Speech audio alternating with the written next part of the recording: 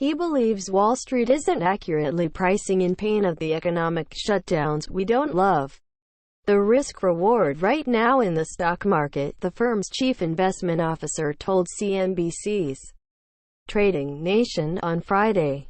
We did use the rally above 2,800 on the S&P 500 to lighten up a little bit on equities. It's a strategy he outlined on the show in late March. By mid-April, he was cutting his exposure, and it's a move he doesn't regret. The market is trading right now at about 20x forward earnings.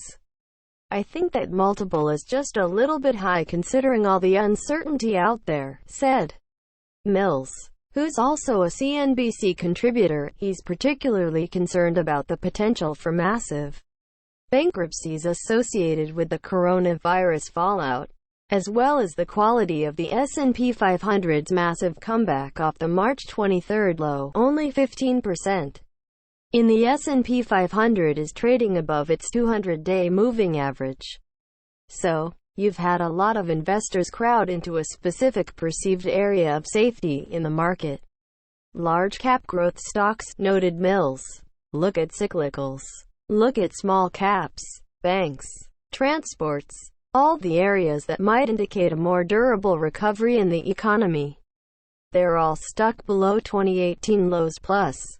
Mills suggests it's hard to firmly rely on street estimates.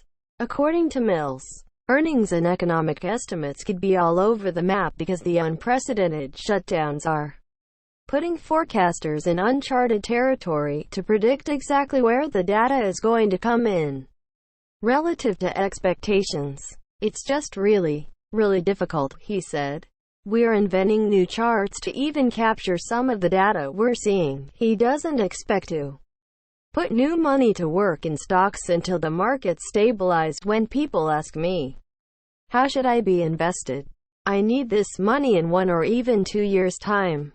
I tell them they probably shouldn't even be in the stock market at all, said Mills, who added the advice applies more than ever. For now, he's partial to having more cash than usual on the sidelines. He's also looking to the bond market. There's still opportunity in areas like investment grade credit. Credit spreads are still pretty wide, Mills said. They're at levels that we saw in 2015-2016. When there were issues with oil. Disclaimer.